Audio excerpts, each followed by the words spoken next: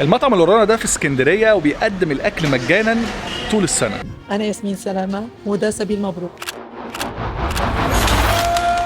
بعد 14 سنة شغل في شركات كبيرة قررت أسيب كل دوت وابتدي رحلة الإطعام. فكره سبيل مبروكه ان اي حد يقدر يروح المكان ياكل مجانا ويحس انه قاعد في مطعم. هنبدا بقى القصه، من هي ياسمين سلامه؟ أنا ابتديت موضوع الإطعام دوت وأنا بشتغل تقريبا في آخر 2021. كنت كده بشتغل HR، أنا أصلا HR. ما مالكيش علاقه بالمطاعم ولا لا اي لا حاجه لا, لا خالص، لا خالص. ابتدى الموضوع كله ان انا لما كنت بقعد اكل في مطعم بيتبقى اكل بستحرم من الاكل ده بيترمي. وكنت بشوف مثلا في المعادي المطاعم اللي حاطه اكل نظيف الناس تحط فيه بدل ما يترمي في الزباله، لو حد عايزه طالما نظيف يجي ياخده. فابتدى البراكتس ده ان انا عادي اما بخلص اكل يتبقى اكل مني او من صحابي الناس اللي قاعده معاهم، حتى لو ما فيش عيش بنطلب عيش نعمل بقيه الاكل، تعملي وجبه في كيس يعني. اعمل وجبه او وجبتين حسب الكوانتيتي، واول ما اطلع اديهم لاي حد يعني انا شايفه ان هو يعني محتاج، الناس اللي بتدور على اكل والحاجات دي. فابتدى الموضوع من هنا. كل سنه حضرتك طيب. رمضان كريم حبيب قلبي. بعد الايام. ايه اخبار مبروكه كده؟ زي الفل الحمد لله. شغال في مبروكه بقالك كتير؟ انا من اول ما فتحنا المكان وانا في مبروكه. ايه رايك بقى في اللي بيحصل هنا؟ اللي بيحصل هنا اول مره اشتغل في مكان بياكل ناس مجاني، يعني بحس مثلا وانا شغال انا مثلا بطبخ مثلا لاخويا لاختي حد اعرفه ما كنتش مثلا في سابق معرفه بيه، يعني حتى مثلا هو مثلا ناس بيجوا المائده هناك تمام بحس ان هم عارفيني.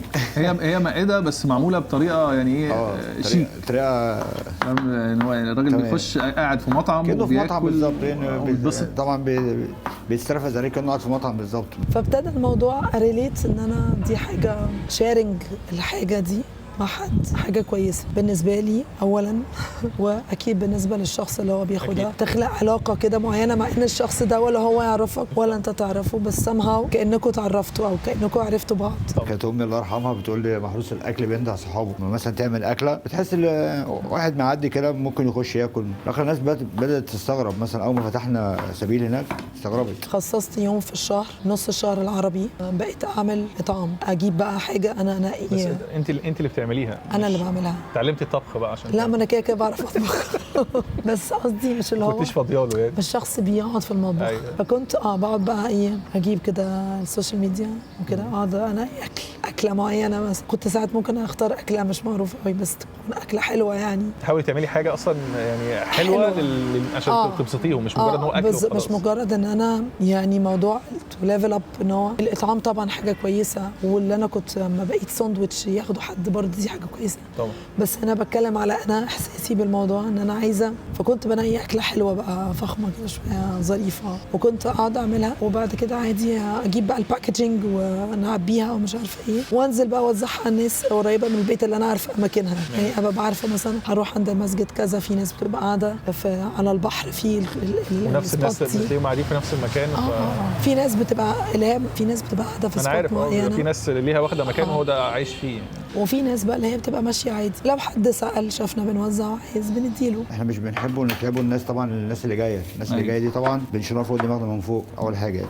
ليه؟ هم طبعا جايين من عند ربنا مش جايين من حد بعتهم. الاكل طبعا اللي بيحصل مثلا في اي مطعم بالظبط يعني من اول مثلا صلصه، من اول الباذنجان، من الالف الى الياء يعني. حتى مثلا وانا بشتغل بطلع كل طبعا كل خبراتي في الشغل الصراحه يعني. ليه؟ طبعا الدعوه بتاعت الصايم جميله.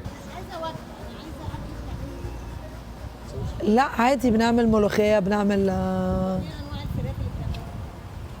بعمل وراك فراخ وفراخ فيليه. هو في منيو رمضان لمبروكه، فاللي عايز يجي يحجز او موجود على طلبات بيدخل على المنيو بتاع رمضان ويختار الوجبه اللي هو عايزها. هم 5 6 وجبات، انما في سبيل 30 يوم بقى في يوم 30 وجبه. في حاجات بتتكرر، في حاجات لا يعني بنحاول ان احنا ننوع للناس، بس هي كده كل الوجبات اللي هي بتتحط في سبيل موجودة في مبروك.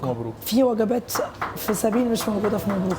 ياسمين دلوقتي عندها مطعمين في نفس الشارع، مطعم مبروكة اللي بدأت فيه وسبيل مبروكة اللي بتقدم فيه نفس أكل المطعم مجانا كل جمعة طول السنة. عشان احنا ساعات بنحب نغير يعني. فالنهارده بطاطس بالبتنجان، رز شعرية، وراك فراخ في الفرن، سلطة خضراء. حاجة جميلة جدا. وجلاش الحلو. جلاش ده الحلو. انت السبيل اكبر من المطعم. مبروك. المطعم نفسه. عندك امكانيه تقعدي بقى تقدمي اكل قد ايه هنا للناس يعني؟ ولا في مبروك؟ لا هنا هنا 55 في المره الواحده. 55 المكان يبقى مليان يبقى بياخد فول. 55. بس كميه الاكل انت بتعملي مثلا لعدد معين وصلتي احنا في رمضان بنعمل 70 ميل في اليوم. 70 وساعات اكتر شويه لان في ناس بتيجي مش بيبقى ليها مكان. ايوه.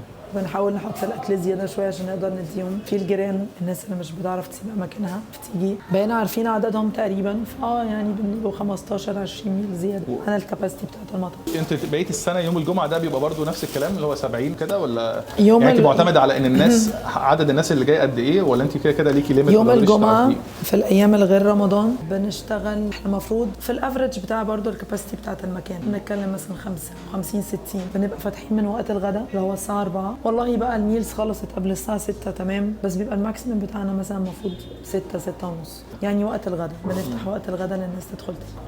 وابتدى يبقى ده التزام بقى ان انا بعمله خلاص انا عندي يوم اطعام، بس لغايه ما الموضوع بقى ابتدى يكون احساس معين عندي تزامنا بقى مع عدم انبساطي قوي في الشغل، او بقيت الاحظ كده اخر كام سنه مش مبسوطه قوي او مش مبسوطه، فقدت الشغف. مش راضيه فقدت الشغف. ايوه.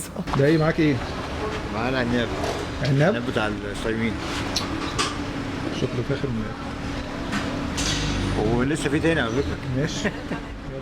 هو احنا عندنا اصلا من ساعه ما بدانا مبروكه عندنا منيو مسمينها منيو سبيل. منيو سبيل دي فيها كل الوجبات اللي احنا بنعملها في سبيل، يعني بتعمل لها الريسبي بتاعتها، بتدخل على السيستم تبقى جاهزه بحيث ان احنا لما نيجي نطلع منها تبقى اوريدي موجوده. اما بنيجي نعمل اي وصفه جديده برضو بنحطها على السيستم. فاحنا عندنا في سبيل وجبات كتير قوي تمام، كل الوجبات اللي احنا طلعناها اطعام. دي بنختار بقى كل يوم جمعه سواء لو بره رمضان او في رمضان عندنا سبيل كل يوم نختار المنيو، نقول احنا هنعمل ايه الاكله اللي احنا هنعملها، ونبتدي نشتري الماتيريال ونوضبها على عدد الافراد اللي احنا هنستقبلهم. يعني زي ما كنت قلت لك هنا اصلا الكاباسيتي بتبقى 55. احنا في رمضان كنا الاول اشتغلنا على 60 وبعد كده ابتدينا نطلع 70.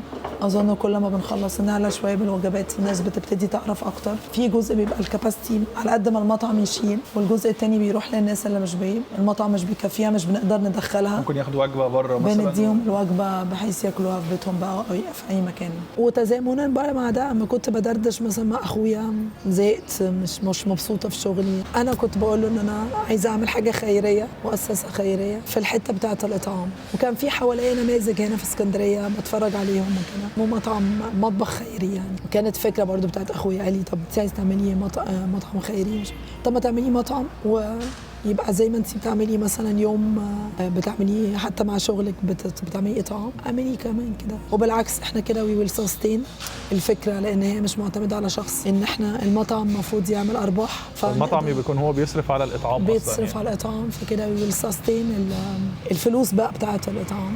وكذا حاجه بقى، وان الناس تشارك بان هي حتى قاعده بتاكل بس عارفه ان الاكل دوت في جزء منه بيروح لحد تاني باكل برضه نفس الحاجه اللي انت بتاكلها نفس الكواليتي، حد تاني مش معاه الفلوس هياكل نفس الحاجه اللي انت اكلتها بنفس الكواليتي بنفس كل حاجه، ويكون انت اللي عازمه عليه. والشخص ده برضو المفروض ان انت ما تعرفوش، بس somehow انت كده كانك عرفته او هو عارفك. فاللي جاي اصلا بياكل في مبروكه هو اكنه يعني هو جاي ياكل وفي نفس الوقت بيساعد في رحله الاطعام. بالظبط، في رحله الاطعام من غير ما هو يعمل الافورت بتاع الاطعام. احنا بنبتدي ندخلهم على 5 وربع 5 ونص حسب لو خلصنا التجهيزات هنا، عشان في حاجات بنبتدي نحضرها قبل ما الناس تدخل بندخلهم. والاكل دلوقتي جاهز ومحطوط يعني زي كده محطوط قدامك جاهز في صواني وبتغرفي لكل واحد حسب يعني لما بيجي، ولا انت مجهزين؟ احنا بنبتدي نقعد الناس الموجوده بتقعد الناس، بعد بننزل بقى التمر، بننزل العصير، بننزل السالد، بعد كده بنجهز بقى المين ديش او الطبق بقى الوجبه الاساسيه، يعني نبتدي نجهزها وساعد بقى الناس نبتدي نسيرف على كل ترابيزه. يعني مش بينفع الناس تقف، احنا بننزل لهم لغايه يا جماعه اللي ما يعرفش مثلا اللي مبروكه بتقدم اكل مجاني، يا ريت يقول لحد تاني، والحد التاني ده يقول للتاني، كله في الخير. بحلم اي شخص مش قادر يوفر قوت يومه وما يفكرش كتير ويجي على سبيل مبروك. يعني طول عمرنا بنشوف مائده رحمن موجوده في الشارع، وطبعا حاجه حلوه جدا، ولكن تخيل ان احنا المكان اللي احنا فيه ده هو يعني اكنه مائده رحمن بس معمول على شكل مطعم. الناس بتيجي تطلع تقعد اكنها قاعده في مطعم شيك وجميل ولذيذ، واكل لسه معمول طازه وسخن يقعدوا ياكلوا. ففكره حلوه جدا وجميله جدا. مبروك ان شاء الله.